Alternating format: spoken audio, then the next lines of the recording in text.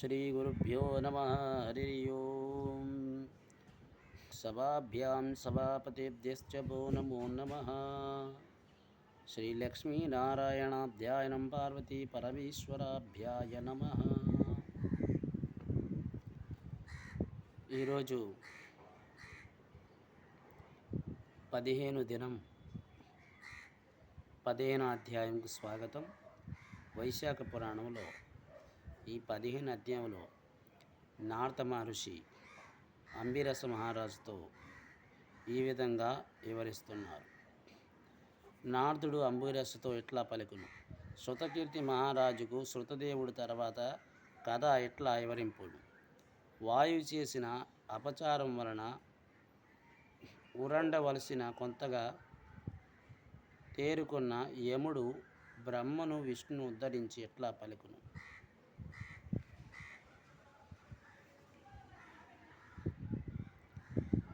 ఇప్పుడు మనం ప్రస్తుతానికి వైశాఖ మాసంలో 15 అధ్యాయం గురించి తెలుసుకోబోతున్నాం. నారద మహర్షి అంబిరస మహారాజుకి వైశాఖ మహత్యాన్ని వివరించి ఎట్లా: శృతదేవుడు మాటలు విని శృతకీర్తి మహారాజు శృతదేవ మహామునికి వైశాఖ ధర్మం సులభంగా అఖండ పుణ్యప్రదమని, విష్ణు ప్రీతిములు ధర్మములు ధర్మార్థ పురుషార్థ సాధకములు, ఇట్టి ఉత్తమ ధర్మము శాశ్వతంగా వేద నిరూపితమైన అయిన ధర్మములు, కష్టసాధ్యములు అధిక సాధ్యములు, అట్టి ధర్మములు చతురు మాసములో ఉత్తమములుగా వివరించబడింది. వ్యాతిపాతాది ధర్మములు మరికొన్ని ప్రశంసించబడ్డాయి. వీని వివరించుతును, సరి అయిన వినుము. కలిమికి గోరుచున్నామన్ను. శృతదేవుడు మహారాజా, వైశాఖ ధర్మములు ఎందుకు ప్రసిద్ధము కాలేవు, ఇతర ధర్మములు ఎందుకు ప్రసిద్ధి కలిగావో వివరించుతురు వినుము. లోకంలోని జనులు చాలామంది భౌతిక భోగములు పుత్రపౌత్రాదుల సంపదలు కోరుచుందురు. వారు రాజస సత్వ తామస గుణ ప్రబలమైనవి. ఇంతమందిలో నెవడో ఒకడో ఏదో ఏనో విధంగా స్వర్గం కావలసినది యజ్ఞ యాగాదులు సత్కార్యములు చేయుచున్నారు. ఆ యజ్ఞాది క్రియలు కష్టసాధ్యములైనను స్వర్గ వ్యాహములతో వానికి అతి కష్టమైన చేయగోరుచున్నారు. కానీ ఒకడును కూడా మోక్షంకై ప్రయత్నించడం లేదు. చాలామంది జనులు క్షుద్ర ప్రయోజనములకై ఆశపడి అధిక కర్మం చేయుచు కామ్య సాధకులై యత్నించుచున్నారు. కావున రాజసుతమ ధర్మములు లోకములు ప్రసిద్ధి పొందినవి. విష్ణు ప్రీతికర్మలకు సాత్వక ధర్మములు ప్రసిద్ధములు కాలేదు. సత్వక కర్మములు నిష్కామ కర్మములు కానీ భౌతికంగా ఆముష్మికంగా అగు సుఖములిచ్చినవిని చెయ్యమై మోహితులై కర్మ పరతంత్రులై మూడులై ఈ విషయాన్ని నెరగరు. ఆధిపత్యం ఉన్నత పదవిని సిద్ధించుటకు కానీ వాని మనో రథములున్నాయి. తీరవలసిన నియమాల కోరుచు వ్యామములు ప్రయోజనములు గల కర్మలు చేసించో సంపదలు క్షీణించి వృద్ధినందును. ఆధిపత్య ప్రయోజనంతో వారు పురుషార్థ సాధన ఆగిపోవు. వైశాఖ ధర్మములు సాత్వికములు అవి గూఢములైన ఎవరును తెలియక ఉన్న కారణం వినుము. పూర్వం కాశీరాజు కీర్తివంతుడే అనేవాడు గలడు. అతడు నృగమహారాజు కుమారును ఇక్షాది వంశరాజులతో ఉత్తముడు, కీర్తిశాలి. అతడు ఇంద్రియము వలన జయించి కోపం నెరంగిన వాడై బ్రహ్మజ్ఞాని. అతడొకడు నాడు వేటకై అడవి పోయిను. వశిష్ఠ మహర్షి శాస్త్రంకి ప్రాంతమునే చేరును. అతడికి వెళ్ళిన కాలం వైశాఖ మాసం. వశిష్ఠ మహర్షి శిష్యులకు వైశాఖ మాస్య ధర్మములు ఆచరించుచుండును. కొందరు చలితేంద్రియములు, మరికొందరు నీడనిచ్చే, మరికొందరు దిగుడు బావులు ఏర్పాటు చేయుచుండును. పాఠశాలకి చెట్లు నీడలందరూ కూర్చొని పెట్టి విసనగారతో విసురుచుండును. చెరుకు గడలను గంధములు ఫలమును ఇచ్చుచుండును. మధ్యాహ్న కాలంలో చతుర్దానమును సాయంకాలంలో పానకమును తాంబూలను కనులు చల్లాడడానికి కర్పూరము నీచుచుండును. చెట్లు నీడలందును ఇంటి ముంగిట్లందును మండపులందు ఇసుకను పరిచి కూర్చుండుటకు వీలు చేయుచుండును. చెట్లు కొమ్మలను ఉయ్యాలను కట్టుచుండును. రాజు వారిని చూసి ఇదేమి ప్రశ్నించును. వారిలో వైశాఖ మహత్యము చేయవలని ధర్మములివి. మానవుడు సర్వపురుషార్థములు కలిగించుచు మా గురువు గారైన వశిష్ఠుల వారిచే ఆజ్ఞాపింపబడి వీన్ని చేయుచున్నాము అని పలికారు. మరింత వివరించి చెప్పుచున్నాను. రాజా వారిని అడిగును. అంటే రాజుగారు ఇక్కడ గురువుగారికి తిరిగి అడుగుచున్నాడు ఏమనగా, ఇంకా వివరంగా వివరించండి. మేము పనులు గురువుల ఆజ్ఞ అనుసరించి చేయుచున్నాము.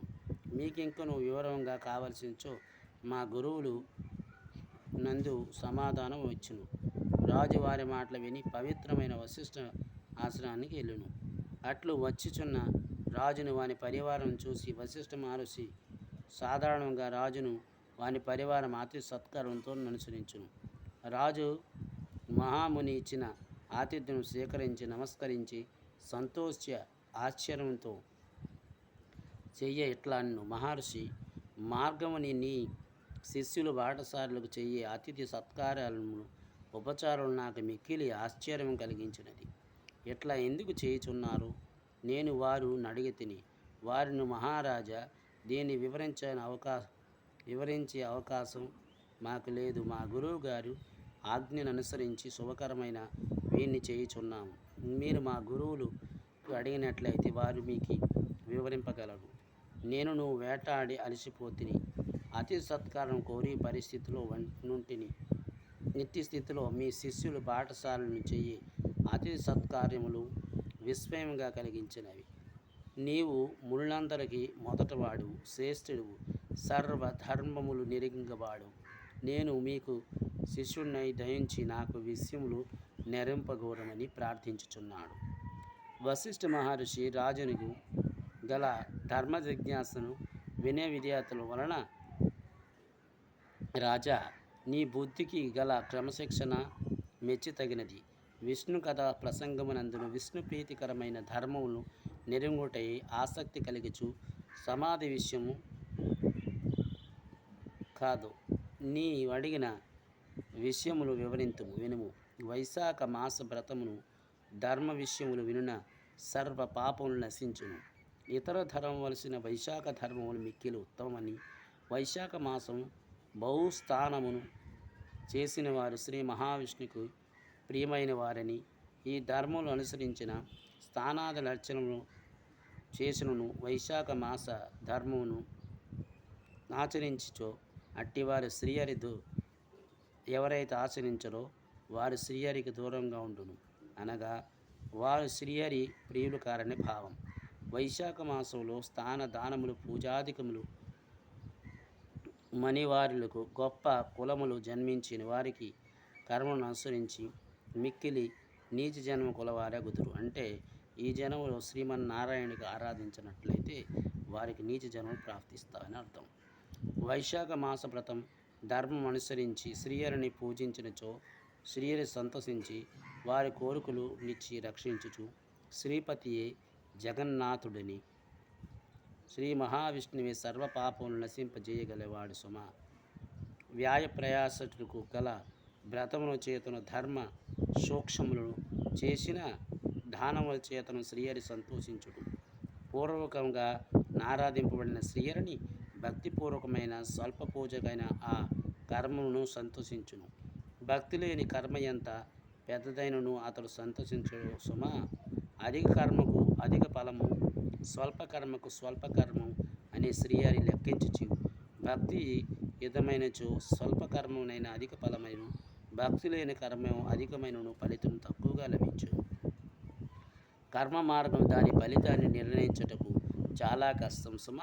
వైశాఖ మాస వ్రత ధర్మమును స్వల్పములైన వ్యహ ప్రయాణాలు చేయబడిను భక్తిపూర్వకములైన శ్రీహరిని మిక్కిలి సంతోషించును కలిగించిన. కావున రాజా, నీవును వైశాఖ మాస ధర్మాన్ని ఎక్కువగా తక్కువగా వలసిన భక్తిపూర్వకం కలుగును. అంటే వైశాఖ ధర్మమును అనుసరించి నీచిని అంటే అతడు ఎవరినైనా కానీ తీవ్రంగా శిక్షింపబడతారు. అంటే ఈ మాసాన్ని ఎవడైతే అనుష్ఠించడో వారికి అధిక ఫలితాలు లభించవు అని అర్థం. శిష్యుడు అలాగే వశిష్ఠ మహర్షి శాస్త్రయుక్తమైన శుభకరణమైన ఈ వైశాఖ వ్రత ధర్మమును వాని అంతర్ధానంగా మహారాజుకు విషాదపరచును. రాజా, మహర్షి నమస్కరించి తన రాజ్యం పోవును. మహారాజు నమస్కరించి తన రాజ్యం పోవును. ఆ రాజు వశిష్ఠ మహర్షి చెప్పిన మాటలు పఠించుచు వైశాఖ ధారను పాటించుచు శ్రీ మహావిష్ణువు మిక్కిలి భక్తితో సేవించుచును. ఏనుగులపై బేరి వాద్యములు వాయించి దాన్ని మోగించి భటులుచి గ్రామానికి ప్రజలారా వినుడు.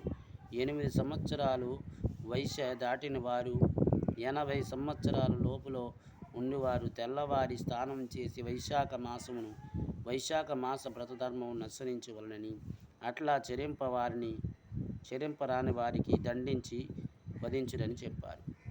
లేదా దేశం నుండి బహిష్కరించబడినని చాటించాడు. వైశాఖ వ్రతం అనుసరించిన వారు తండ్రి అయినను, పుత్రుడైన, భార్య అయిన, ఆత్మబంధువునైనా తీవ్ర దండనకి అర్హులు వారు అవుతారని ప్రకటించును.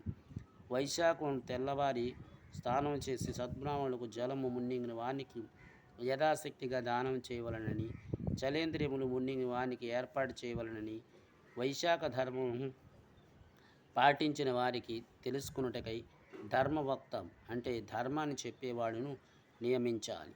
వైశాఖ వ్రతం పాటింప వారికి శిక్షించుటకు 5 గ్రామాలకు ఒక ధర్మాధికారి నియమించును. వాని ఆధీనంలో మహారాజు ఆజ్ఞచే నాని దేశంలో వైశాఖ వ్రతమును సుస్థిరమైను. ఈ రోజు ప్రారంభించిన నాటిన వైశాఖ ధర్మవృక్షం సుస్థిరమైను. ఆ రాజు రాజ్యమున మరణించిన స్త్రీలు, బాలులు, పురుషులు అందరూ ఇహలోక సుఖములందును. వారు విష్ణులోకమును చేరుచుండును. వైశాఖ మాసంలో ఏ కారణంచే ప్రీత్యాకాలం స్నానం చేసిను పాపవిముక్తులై శ్రీహరి లోకమునకు చేరుచుండును. ఇట్లా రాజ్యం దేశంలో ప్రజలందరూ వైశాఖ మహత్యాన్ని శ్రీహరి లోకమునకు పోవుటకు యమధర్మరాజుకు నరకమునకు పోవుటే వారెవరు లేకపోవును. ప్రతి ప్రాణి లోగడి చేసిన పాపములన్నీ చిత్రగుప్తుడు రాశులను వైశాఖ స్నానం చేసిన వచ్చే పుణ్యం వలన ఆ పాపులన్నిటికీ చిత్రగుప్తుడు కొట్టివేయవలసి వచ్చును. ఈ విధంగా చిత్రగుప్తుడికి జనుల పాపను రాయట కొట్టివేయట జరిగి అతడు రాక నుండవలసిన వచ్చిన ఏ పనులు చేసిన వారినైనను వారు నరకమునకు పోవాలనే వారి వైశాఖ స్థానమయంచే విష్ణులోకమునకు పోవుచుట్టు నరకలోకములన్నీ కూడా వచ్చి వారి లేరు, శూన్యమై ఉండును. అంతే కాదు, స్వర్గలోకముకు యజ్ఞయాగాదులు నెవరు కూడా చేయక వైశాఖ మాస వ్రతమును ధర్మమును అనుసరించుచుండును.